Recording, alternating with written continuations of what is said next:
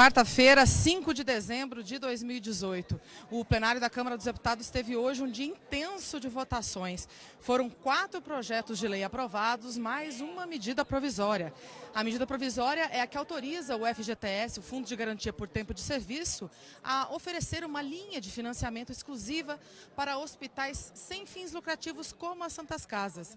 A ideia é oferecer um empréstimo de cerca de 5 bilhões de reais por ano para esse tipo de entidade, a juros mais baixos que os de mercado. Lembrando aí que as Santas Casas, elas são responsáveis por cerca de metade do atendimento do SUS e sofrem com um endividamento de mais de 20 bilhões de reais. É uma reivindicação antiga desse tipo de entidade e lembrando que essa medida provisória, que agora vai para a sanção presidencial, também atende às entidades que cuidam de pessoas com deficiência. Olha, mas também foram várias votações relacionadas a diversos assuntos, entre eles assuntos relacionados aos prefeitos, reivindicação dos prefeitos.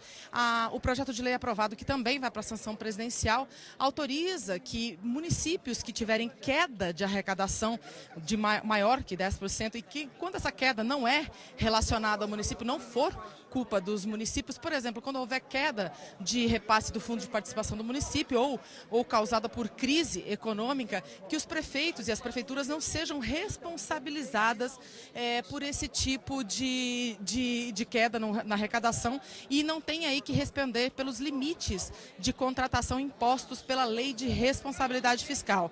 Também foi aprovada uma proposta que trata das regras para a digitalização e o armazenamento de prontuários médicos dos brasileiros, outra que garante à Fiocruz o direito de estabelecer convênios e captar dinheiro privado justamente para fazer o desenvolvimento de pesquisas e até fabricação de vacinas e remédios, e também um projeto que trata do distrato.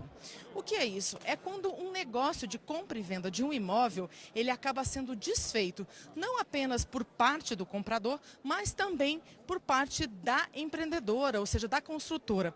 E para falar desse projeto, eu estou aqui com o deputado Celso Russomano, do PRB paulista, autor da proposta que foi aprovada aqui hoje, mas ela foi bastante modificada, né, deputado? A princípio, a sua ideia era que a multa para a construtora, né, que ficasse retida com a construtora, seria de apenas 10%, e agora, nesse fim desse projeto que acabou sendo aprovado, que agora vai para a sanção, a multa varia, né, ela varia de acordo com a variação de como o negócio acabou sendo desfeito, né? O senhor primeiro podia explicar para a gente como é que ficou isso aí e como que isso vai afetar o consumidor brasileiro? Boa noite, muito obrigada. Prazer é meu estar aqui com a TV Câmara. O projeto que eu apresentei é um projeto de distrato, para criar segurança jurídica. O que ocorria anteriormente à lei que deverá ser sancionada agora? Os consumidores ficavam vulneráveis a respeito de como fazer um distrato a partir da inadimplência, ou seja, a pessoa perdia o emprego, não conseguia mais pagar o seu imóvel, né, deixava de pagar e não tinha como negociar com a construtora ou com a incorporadora e acabava perdendo tudo. Sem condições, às vezes, de procurar a justiça, acabava perdendo tudo que pagou. Isso é muito triste, né? De outro lado, outros consumidores até conseguiam chegar no judiciário. E aí o judiciário começou a criar uma jurisprudência com relação a quanto deveria ser devolvido para o consumidor. Essa multa hoje, ela gira em torno de 10% a 25% a jurisprudência, né? Mais ou menos isso, né? Só que a maioria das pessoas não conseguem chegar na justiça e acabam perdendo tudo o que pagaram. Em outros países como os Estados Unidos, que tem outros sistemas, a pessoa que compra um imóvel, mesmo para sua própria moradia e não consegue pagar, acaba perdendo tudo. Esse processo não pode ser implantado no Brasil. Então, quando eu apresentei o projeto, a intenção era de que a multa, né, cobrada do consumidor que ficasse inadimplente, deixasse de pagar as suas parcelas, era de 10% e 90% ele receberia. Mas aí, essa casa aqui é uma casa de discussões, você não é unanimidade, por mais que você defenda o consumidor.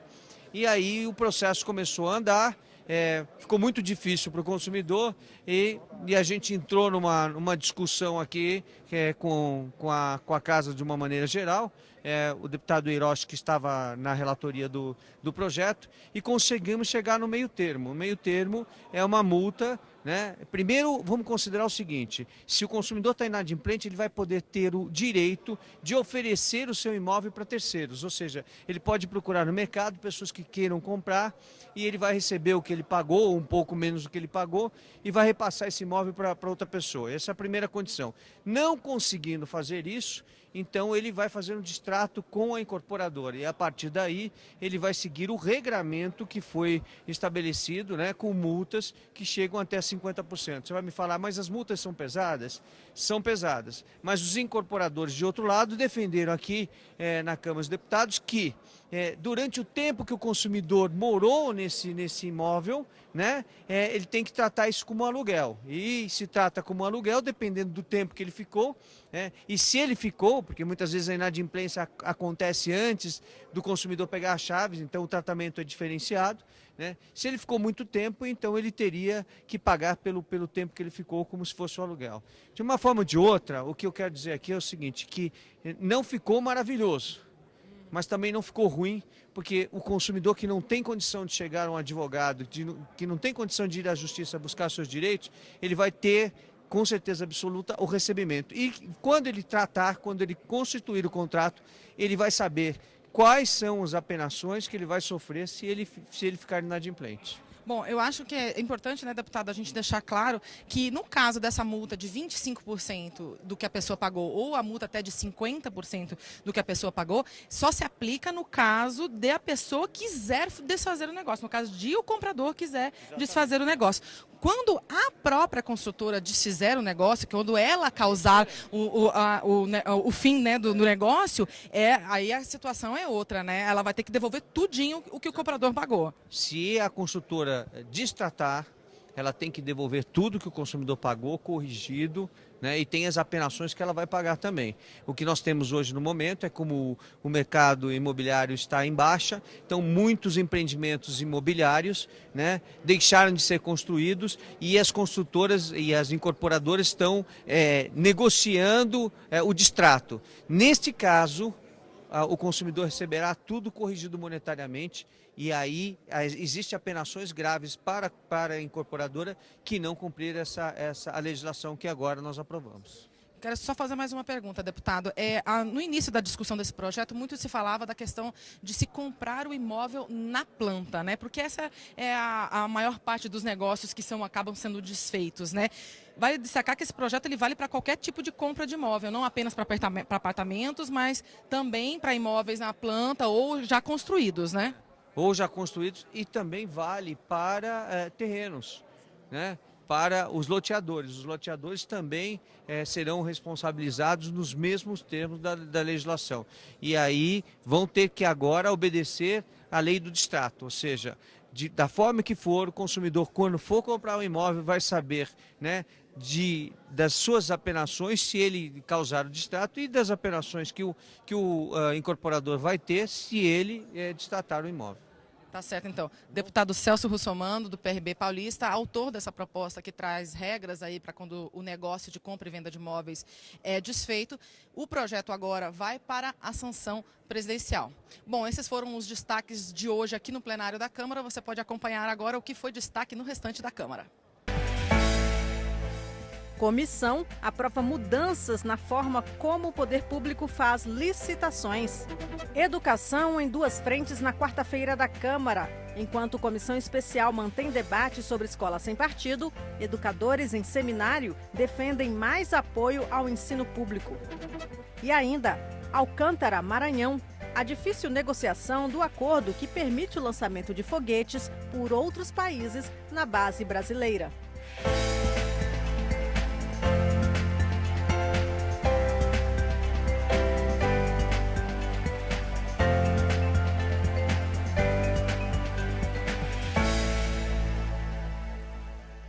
Liberdade de ensino ou aulas tendenciosas? O debate continua na comissão que analisa a proposta conhecida como Escola Sem Partido. Nós ouvimos 2 especialistas que têm posições opostas. Quem ganha com escola sem partido? Quem ganha com a escola sem partido é a sociedade brasileira. Ganha o país, ganha sobretudo o estudante que vem sendo vítima de doutrinação política e ideológica em sala de aula. Ganham as famílias, ganham os pais que terão os seus direitos sobre a educação religiosa e moral dos seus filhos respeitados nas escolas. Ganha a democracia, que deixará de ser vítima da trapaça que vem ocorrendo por meio do uso do sistema educacional para favorecer partidos que disputam o poder na sociedade. Quem perde com escola sem partido?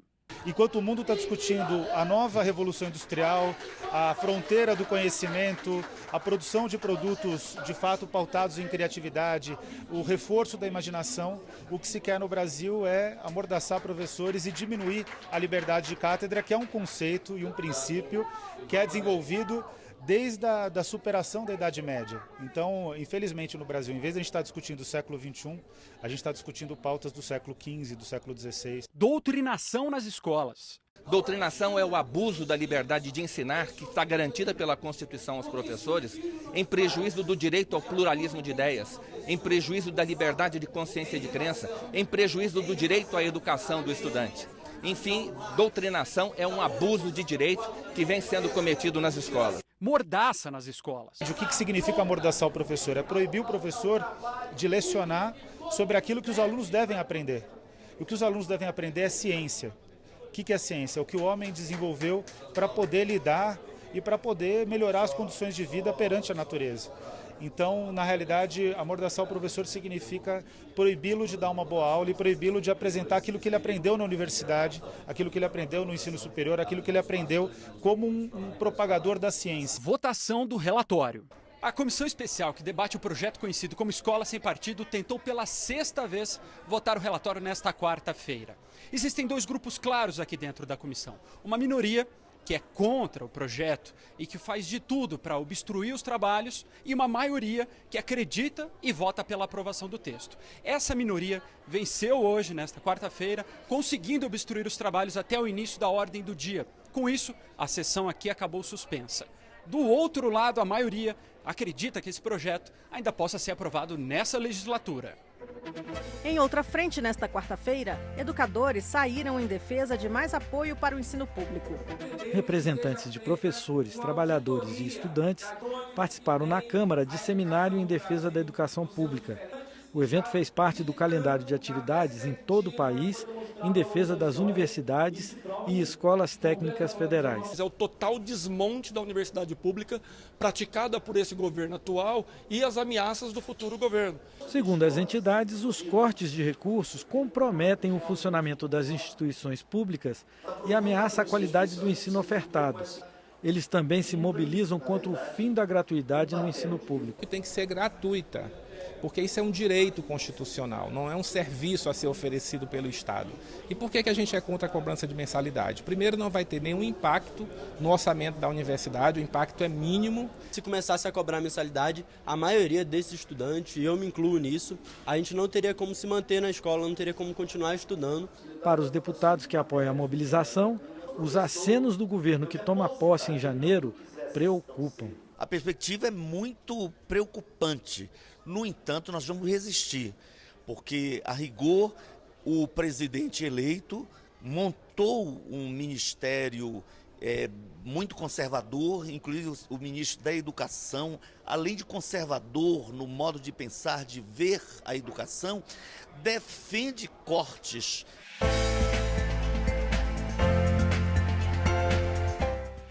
Comissão especial aprova a proposta que muda a maneira como o setor público faz licitações. A contratação de obras e serviços e as compras feitas pelo governo federal, estados e municípios são feitas de acordo com a Lei de Licitações de 1993 e mudanças como a Lei do Pregão de 2002 e o Regime Diferenciado de Contratações, o RDC de 2011. Um novo projeto foi aprovado em comissão especial da Câmara para substituir todas essas leis. A proposta adota novas modalidades e procedimentos para as licitações e contratos feitos pela administração pública. O projeto adota, entre várias mudanças, o diálogo competitivo para contratos que envolvam inovação tecnológica. Em vez de apresentar um projeto, a administração vai promover consultas a empresas selecionadas. A fixação do seguro para obras de grande porte em 30% do contrato. O projeto extingue formas de contratação, como o RDC, mas incorporando pontos como a inversão de fases da licitação, a tomada de preços e o convite, que valem para contratos de menor valor. Além disso, a proposta cria o agente de licitação, servidor responsável por todas as fases do contrato, e o Portal Nacional de Contratações Públicas, com o registro de todos os preços e normas adotadas pela administração. Criamos possibilidades de registro de preços e contratos utilizando o registro de preços que sejam de outros entes, que uma prefeitura possa usar também um registro de preços do governo estadual ou do governo federal. Se você quiser analisar o preço de uma concorrência em um município pequeno do interior do teu estado, você vai poder fazer. Se alguém tiver com um sobrepreço ou exista na verdade, indício de corrupção e de sobrepreço, você pode comparar os preços contratados em uma cidade com outra cidade.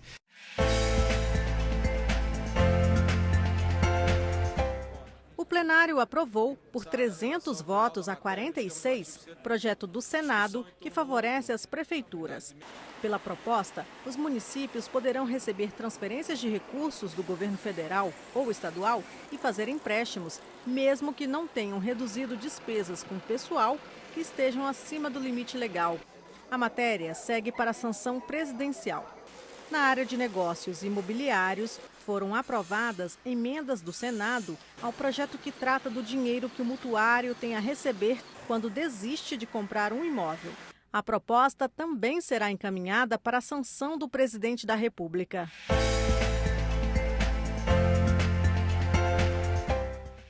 Ao final de encontro com o articulador político do novo governo, líder do PSDB, diz que o partido não deve participar do governo Bolsonaro.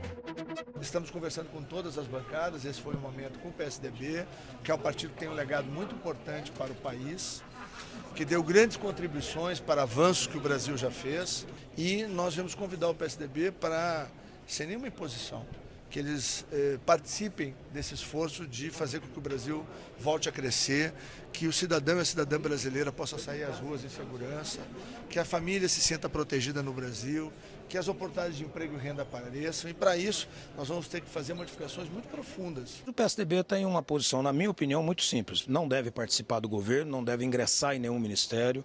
O PSDB deve se colocar exatamente na contribuição dessa reforma do país que precisa. Nós precisamos ajudar o Brasil com essas reformas que está aí. Se a pauta do presidente Bolsonaro for essa que foi colocada e prometida, terá o PSDB, obviamente, como parceiro. Por unanimidade, o Conselho de Ética da Câmara decidiu arquivar a representação do PSL contra os deputados petistas Paulo Pimenta, do Rio Grande do Sul, Paulo Teixeira, de São Paulo e Vadi Damus, do Rio de Janeiro. Os parlamentares foram acusados pelo PSL de terem agido de má fé ao apresentar em julho deste ano, durante plantão judiciário, um pedido de habeas corpus para libertar o ex-presidente Lula, preso em Curitiba. O relator pediu o arquivamento por considerar falha a representação do PSL, que não teria especificado a agressão ética cometida pelos deputados. Não achamos nenhum fato importante que ensejasse na cassação dos deputados. Por isso nós fundamentamos o voto para que fosse arquivado esse processo. Foi dito até por alguns colegas o fato de ser desnecessário o momento que a gente está vivendo, entrar com esse tipo de representação, mas que a gente, com bom senso, com diálogo e conversando com os pares, tivemos uma maioria esmagadora para o arquivamento desse processo.